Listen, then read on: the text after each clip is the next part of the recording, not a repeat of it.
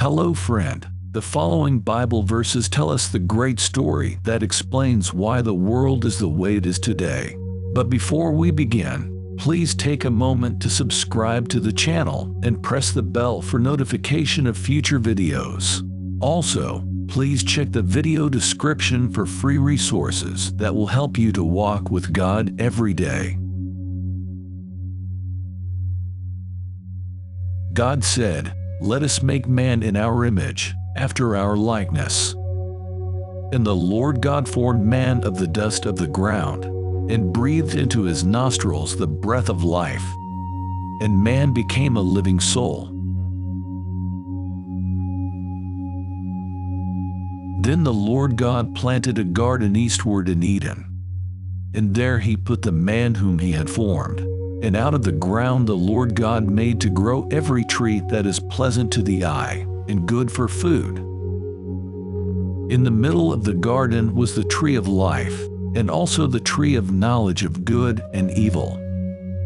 And the Lord God took the man, and put him into the garden of Eden to cultivate it and tend to it. And the Lord God commanded the man, saying, "Of every tree of the garden you may freely eat. But of the tree of the knowledge of good and evil you shall not eat. For in the day that you do, you will surely die." Then the Lord God said, "It is not good that the man should be alone. I will make him an helpmeet for him." And the Lord God caused a deep sleep to fall upon Adam, and he slept. Then he took one of his ribs, and closed up the flesh at that place. And from the rib, which the Lord God had taken from the man, he made a woman, and he brought her to the man. Adam said, "This is now bone of my bones, and flesh of my flesh. She shall be called woman, because she was taken out of man. Therefore shall a man leave his father and his mother, and shall cleave unto his wife, and they shall be one flesh." God created man in his own image. In the image of God created he him. Male and female created he them. And they were both naked, the man and his wife, and were not ashamed. The serpent was more cunning than any beast of the field, which the Lord God had made. And he said to the woman, "Has God really said you shall not eat of every tree of the garden?" And the woman said to the serpent, "We may eat of the fruit of the trees of the garden. But of the fruit of the tree which is in the middle of the garden, God has said, You shall not eat of it, neither shall you touch it, or you will die." And the serpent said to the woman, "You certainly will not die. For God knows that on the day you eat from it, your eyes shall be opened, and you shall be as gods, knowing good and evil."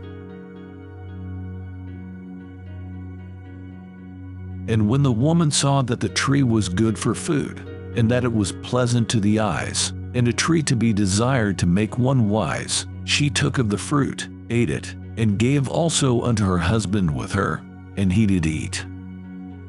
And the eyes of them both were opened, and they knew that they were naked.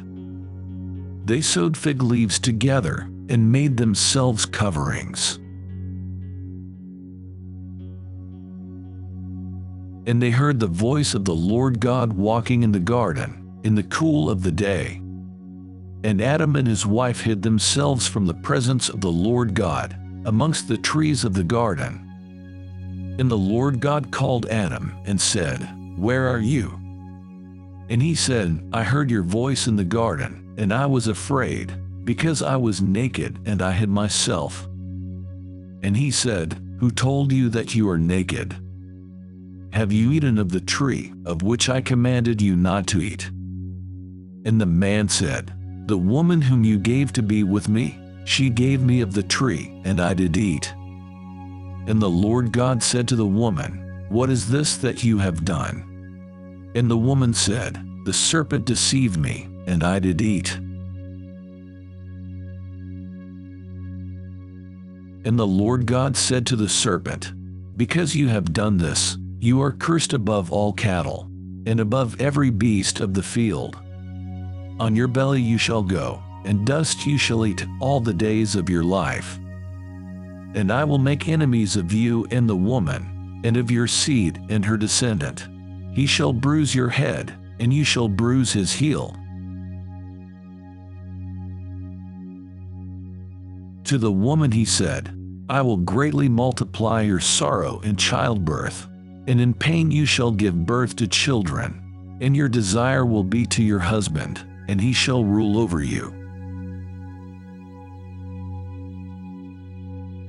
To Adam he said, "Because you have listened to the voice of your wife, and have eaten of the tree, of which I commanded you, saying, 'You shall not eat of it,' cursed is the ground for your sake.